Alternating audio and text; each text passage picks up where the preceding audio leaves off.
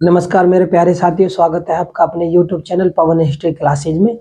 साथियों, आज हम कदम्ब वंश के बारे में जानेंगे कि कदम्ब वंश से संबंधित कौन कौन से शासक हुए थे और इनसे कौन कौन से क्वेश्चन पेपरों में आते हैं। तो मेरे प्यारे साथियों, शुरू करते हैं कदम्ब वंश। मेरे प्यारे साथियों, अगर मेरी वीडियो आपको अच्छी लगे तो इसे लाइक, शेयर और चैनल को सब्सक्राइब करना ना भूलें। ये जो कदम्ब वंश है मेरे प्यारे साथियों, अब ये समझ लीजिए, ये गुप्तों के समकालीन कदम्ब वंश है। एक तरफ गुप्त साम्राज्य था तो दूसरी तरफ कदम्ब साम्राज्य भी अस्तित्व में आ चुका था। तो मेरे प्यारे साथियों, शुरू करते हैं कदम्ब वंश। कदम्ब वंश के अगर हम इतिहास के बारे में जाने, भाई सबसे पहले तो हमें ये जानना पड़ेगा कि इन राजवंशों का या राज्यों का, जो भी ये राज्य थे, इनके बारे में हमें किन किन साक्ष्यों के आधार पर, प्रमाणों के आधार पर ये मालूम चलता है कि भाई ये जो वंश है कब था, कहाँ था, शासक कौन थे। ठीक है, तभी तो हमें मालूम चलेगी कि आखिर ये अस्तित्व में कब आए। तो मेरे प्यारे साथियों, ये हमारा जानना बहुत ही जरूरी है। तो हम जानते हैं इसके बारे में। कदम्ब वंश, इसका जो उदय हुआ था, अब है यहाँ से समझिए, कदम्ब वंश का जो उदय हुआ था वो 4वीं सदी में हुआ था।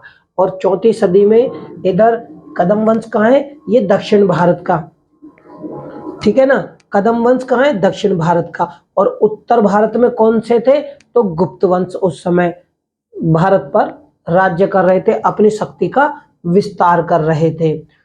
तो 4वीं सदी के मध्य में, 4वीं सदी के मध्य में दक्षिणापथ यानी दक्षिण पथ रास्ते में, दक्षिण के रास्ते में, दक्षिण और पश्चिम में कदम्ब वंश का उदय हुआ था। सबसे महत्वपूर्ण साक्ष्य तो यह है इतिहास में। दूसरा, कदम्ब वंश का उस समय क्या था, भाई गुप्तों का। मैंने कहा ना, ये कदम्ब वंश दक्षिण भारत का, तो उत्तर में क्या था, गुप्त वंश था। गुप्त वंश के उस समय राजा कौन थे, वो थे समुद्रगुप्त। और समुद्रगुप्त उस समय क्या कर रहे थे, तो समुद्रगुप्त दक्षिण भारत के विजय अभियानों पर थे। उनमें से एक वंश कदम्ब वंश भी था, जो कि समुद्रगुप्त के अभियानों के बीच में पड़ता है। ये समझ लीजिए, क्वेश्चन अगर ये बन जाए कि गुप्तों के समकालीन या कदम्ब वंश के समकालीन कौन सा राजवंश था, तो मेरे प्यारे साथियों, राजवंश से पूछ लिया जाए तो कदम्ब वंश भी गुप्ता का समकालीन था। और राजाओं से संबंधित अगर क्वेश्चन आते हैं तो भाई गुप्त राजा इनके समकालीन थे और क्वेश्चन आते भी हैं। ठीक है, तो समुद्रगुप्त के दक्षिण अभियान पे थे समुद्रगुप्त, जब कदम्ब वंश दक्षिण भारत में था। तो इसमें क्या हुआ था कि समुद्रगुप्त ने उस समय कांची के पल्लवों की शक्ति को नष्ट कर दिया था। यानी कांची पर समुद्रगुप्त का अधिकार उस समय हो चुका था जब कदम्ब वंश अस्तित्व में था उधर। ठीक है, ये छोटी सी जानकारी, यहां से क्वेश्चन बनते हैं। अब कदम्ब वंश के बारे में जानते हैं कि ये लोग थे कौन। तो ये कदम्ब वंश जो था वो मानवीय गोत्रीय ब्राह्मण थे। कदम्ब वंश के जो शासक थे वो मानवीय गोत्रीय ब्राह्मण थे।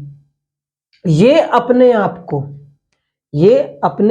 ये जो शासक थे कदम्ब वंश के, ये अपने आप को हारिति का पुत्र बताते थे, या फिर समझ लिए वो मानते थे। ठीक है, और इनके शासन के समय में कौन सी चीजें घटित थी, तो ये पल्लवों के अधीनता स्वीकार करते थे। यहां से समझो कि कदम्ब के ऊपर पल्लवों का शासनिक अधिकार था। यानी कि ये शासन तो करते थे कदम्ब वंश वाले, पर वो पल्लवों के अधीन करते थे। यानी कदम्ब वंश वाले पल्लवों को वार्षिक कर देते थे। आप ये भी समझ सकते हैं। ठीक है, सबसे पहले कदम्ब वंश का जो शासक है वो कौन था, म्यूर शर्मन। म्यूर शर्मन पहला ऐसा शासक था कदम्ब वंश का जिसने पल्लवों के विरुद्ध विद्रोह किया था, पल्लवों के विरुद्ध विद्रोह किया था और अपनी स्वतंत्रता घोषित की थी कि मैं आजाद हूं, मैं पल्लवों को किसी प्रकार का कर नहीं दूंगा, मैं उनकी अधीनता स्वीकार नहीं करूंगा, मैं अपना अलग वंश स्थापित करूंगा और अपना अलग राज्य बसाऊंगा। तो वंश हो गया कदम वंश। और या फिर ये समय कदम साम्राज्य किसने बसाया, ये इसके संस्थापक कौन थे, तो कदम वंश के संस्थापक म्यूर शर्मन थे। ये इतने शक्तिशाली राजा हुए अपने समय के, इतने शक्तिशाली भाई, जब इन्होंने पल्लवों के विरुद्ध विद्रोह किया तो वे शक्तिशाली थे। और इन्होंने फिर क्या करा कि पल्लवों से कह दिया मैं आजाद हूं, आजाद हूं, तो इन्होंने कदम वंश की स्थापना की, इसलिए इन्हें कदम वंश का संस्थापक माना जाता है। और इन्होंने अपने जीवन काल में क्या चीजें की थी, तो वो की थी 18 अश्वमेध यज्ञ किए थे, अश्वमेध यज्ञ। और अश्वमेध यज्ञ कब होते हैं, आपने रामायण में भी देखा होगा, भगवान राम ने भी जिस प्रकार अश्वमेध यज्ञ किए थे, यानी अश्व माने घोड़ा, यज्ञ जो वैदिक यज्ञ करते हैं आज के, तो उसमें क्या है कि घोड़ा जिन जिन साम्राज्यों के अंतर्गत जाएगा, जो भी उसका विद्रोह करेगा उससे उसे लड़ना पड़ेगा, यानी प्रतिद्वंदी शासक को। और जो जिस राज्य से घोड़ा निकलेगा उसमें अगर कोई भी शासक उस घोड़े को नहीं पकड़ेगा, तो जिस राजा ने ये घोड़ा छोड़ा था उसकी अधीनता उस दूसरे राजा को माननी होगी। तो 18 बार इसने अश्वमेध यज्ञ किए थे। और बनवासी, यानी बनवासी को क्या कहते थे, बैजंती, दूसरा नाम बैजंती, इसकी राजधानी थी। किसकी राजधानी थी भाई, अब म्यूर शर्मन तो संस्थापक था, लेकिन कदम्बों की राजधानी बनवासी थी, जिसे हम ये कह सकते हैं कि म्यूर शर्मन की भी राजधानी बनवासी थी। ठीक, और इसकी एक उप राजधानी भी थी। उप राजधानी कौन सी थी, तो पलासिका कदम्ब वंश की उप राजधानी थी। म्यूर शर्मन 345 ईस्वी में सिंहासन पर बैठते हैं और 360 ईस्वी तक ये शासन करते हैं, यानी गुप्तों के साथ साथ। इधर गुप्त उत्तर भारत में गुप्त, तो दक्षिण में उस समय कदम वंश था। बहुत सारे राजवंश थे उस समय दक्षिण भारत में, लेकिन ये पल्लवों के तो अधीन थे, ठीक है ना। तो शासक था, इसकी राजधानी, इनके वंश के बारे में अगर हम बात करें मेरे प्यारे साथियों, हमें ये भी तो जानना बहुत जरूरी है कि कदम वंश में कौन कौन से राजाएं हुए थे, या उनके वंश के बारे में हमें कैसे मालूम चलेगा। इन्हीं के आधार पर ही तो पेपरों में क्वेश्चन पूछे भी जाते हैं और आते भी हैं और आएंगे भी, ठीक है। तो इनके वंश के बारे में जो हमें जानकारी मिलती है वो एकमात्र तालगुंड स्तंभ लेख से, क्या, तालगुंड स्तंभ लेख से हमें कदम्ब वंश की जानकारी मिलती है, यानी ज्ञात होता है वंशावली के बारे में कि म्यूर शर्मन की, जो पहले राजा म्यूर शर्मन के बाद में जो प्रमुख राजा हुए थे कदम वंश के, वो हुए थे काकुत्सवर्मन। क्या हुए थे, शर्मन के बाद मयूर शर्मन के बाद में काकुत्सवर्मन जो दूसरे प्रमुख राजा हुए थे, इन्होंने अपनी पुत्री का विवाह, भाई कदम वंश से संबंधित महत्वपूर्ण घटनाएं। अब तो ये कि जब कदम्बों का यानी गुप्तों के और वाकाटकों के साथ में वैवाहिक संबंध था, और जब वैवाहिक संबंध था तो एक दूसरे से मिलते थे, तो मित्रतापूर्ण संबंध भी था। या तो आप ये समझ लीजिए कि वाकाटक और गुप्त वंश शक्तिशाली थे, इनसे बचने के लिए उसने वैवाहिक संबंध स्थापित किए अपने राज्यों को बचाने के लिए। या फिर ये समझ लीजिए कि कदम्बों ने अपनी प्रतिष्ठा बढ़ाने के लिए, भाई हमारी भी गुप्तों के साथ अच्छी जानकारी है या वाकाटकों के साथ अच्छी जानकारी है, तो इन्होंने वैवाहिक संबंध स्थापित किए, ठीक है। इसने अपनी पुत्री का विवाह किसके, एक तो वाकाटक वंश में, और एक गुप्त वंश में किया, यानी दो शक्तिशाली राजवंश और दोनों से ही वैवाहिक संबंध कदम्बों ने स्थापित किए।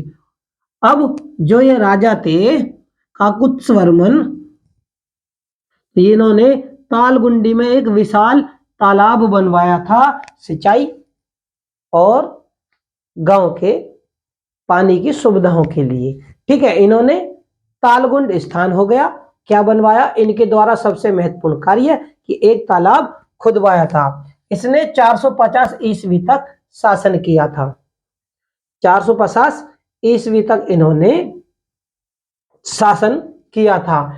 इनका जो पुत्र था, ये मेरे प्यारे साथियों कदम वंश से संबंधित वो महत्वपूर्ण वाक्य हैं जिनके आधार पर पेपर में क्वेश्चन पूछे जाते हैं। ठीक है, तो इनका जो पुत्र था, इन्होंने 450 तक शासन किया था और इनका जो पुत्र था वो था शांतिवर्मन। शांतिवर्मन थे। शांतिवर्मन ने क्या कार्य किए थे कि 450 ईस्वी से 475 ईस्वी तक, यानी 450 ईस्वी में वो सिंहासन पर बैठे और 475 ईस्वी तक उन्होंने शासन किया। इनके बारे में जो हमें जानकारी मिलती है इतिहास से वो ये 3 ताजों को धारण करने वाले थे। अब 3 ताजों को उस समय पट्टत्रिय कहते थे। ठीक है ना, या फिर आप ये समझ लिए 3 ताज धारण करने वाले जो राजा थे वो शांतिवर्मन थे। और इनका जो पुत्र था, इनका पुत्र मृगेशवर्मन था। मृगेशवर्मन था। इसके अभिलेखों से हमें ये जानकारी मिलती है, मृगेशवर्मन जो था एक विद्वान था, शांतिप्रिय राजा था। इनके अभिलेखों से हमें ये जानकारी मिलती है कि जब इनका शत्रुओं के साथ युद्ध होता है तो ये अपने शत्रुओं की लक्ष्मी को उनके घरों से, उनके ही घरों से खींच निकाल कर ले आते थे। ठीक है, इनके ही काल में, अब ये जब राजा थे मृगेश, तो इनके काल में पल्लव जो कि शक्तिशाली राजा थे, देखो यहाँ पर जो कदम्ब जो थे वो इनके अधिकार में थे, लेकिन जब इन्होंने अपना अलग राज्य बसाया तो फिर वही पल्लवों को ये चीजें बुरी लगी, तो पल्लवों ने भी अपने फिर विचार बनाए, तो पल्लवों से इन्हें अपने राज्य पर खतरा नजर आने लगा कि पल्लव हमारे ऊपर कभी भी आक्रमण कर सकते हैं। कदम्बों को जब ऐसा लगा तो इन्होंने क्या करा, इन्होंने क्या करा, पल्लवों से जब खतरा बना तो इन्होंने क्या करा कि अपने छोटे भाई कृष्णवर्मन को, इनका छोटा भाई था कृष्णवर्मन, उसको दक्षिणी भाग को दे दिया कि भाई दक्षिण भाग आप ले लो और आप यहाँ पर राज करो। तो इससे एक चीज और निकल के आती है, दक्षिणी भाग को देने का मतलब है कि राज्य का 2 भाइयों में बंटवारा। और जब दक्षिण भाग दे दिया तो इससे ये भी बात समझ में आती है कि भाई राज्य का 2 भागों में बंटवारा हुआ था, यानी कदम्ब वंश अब 2 भागों में विभाजित भी हो गया था। इसने क्या चीजें की थी, इसने भी अश्वमेध यज्ञ किया था और ये जो है ना पल्लवों के साथ युद्ध में मारा गया था। यानी जो हमने अभी बात आपको समझाई कि जब पल्लवों से इस राज्य को, कदम्बों को खतरा हुआ तो इन्होंने कृष्णवर्मन को दक्षिणी भाग दिया। अब कृष्णवर्मन को जब दक्षिणी भाग दिया तो पल्लवों ने उस पर आक्रमण किया और जब आक्रमण किया तो इस युद्ध में कृष्णवर्मन बेचारे मारे गए। कृष्णवर्मन मरने के बाद अब क्या होता है कि विष्णुवर्मन आते हैं, उनके पुत्र। जब विष्णुवर्मन इनके पुत्र यहाँ पर आते हैं तो ये किसने, ये पल्लवों ने उनको, पल्लव शासकों के द्वारा ये चुने गए थे कि आप एक काम करो, आप हमारे अधीन ही रहोगे और आप यहाँ पर शासक बन जाओ। तो कदम्बों के जो शासक बनते हैं वो विष्णुवर्धन बनते हैं, लेकिन किनके द्वारा बनते हैं, पल्लव शासकों के द्वारा ये बनते हैं। इसके बाद में जो है शांतिवर्मन जो थे, शांतिवर्मन थे, और शांतिवर्मन के बाद में कौन आए? मृगेश वर्मन। मैंने आपको भी बताया ना कि लेखों के अनुसार, अभी जो हम जानकारी जुटा रहे थे वो लेखों के अनुसार जानकारी हम जुटा रहे थे। कौन से कि भाई प्रमुख राजा थे। ये जो जानकारी है तालगुंड स्तंभ लेख दे रहा है, ये जो जानकारी है। लेकिन अब विस्तार वाली जानकारी वो यही है कि भैया जब ये राज्य बटा तो उसके बाद में शांतिवर्मन थे। शांतिवर्मन के बाद उनका पुत्र कौन था? मृगेश। लेखों से हमें जानकारी मिल रही थी, ये जो जानकारी थी वो लेखों के द्वारा थी। अब लेखों से हम थोड़ा आगे के क्रम में बढ़ते हैं। थोड़ा जब आगे के क्रम में बढ़ते हैं तो तब हम जानकारी लेते हैं जो मृगेश वर्मन थे वो 470 ईस्वी में सिंहासन पर बैठते हैं, गद्दी पर ये बैठते हैं और 488 ईस्वी तक शासन करते हैं। अभी जो मृगेश वर्मन है इन्होंने क्या करा था? इनका जो अधिकार था वो बनवासी और पिलासी दोनों राजधानियां, बनवासी राजधानी थी और पिलासी उपराजधानी किसकी? म्यूर सरमन की। म्यूर सरमन की। अब तुम यहां पे देखो मेरे प्यारे साथियों, इन दोनों पर इनका अधिकार था और इन्होंने क्या करा था कि अपने पिता की याद में, अपने पिता की स्मृति में, याद में पलासिका में एक जैन मंदिर का निर्माण करवाया था। यानी इन्होंने प्लासी में एक जैन मंदिर का निर्माण करवाया पिता की याद में।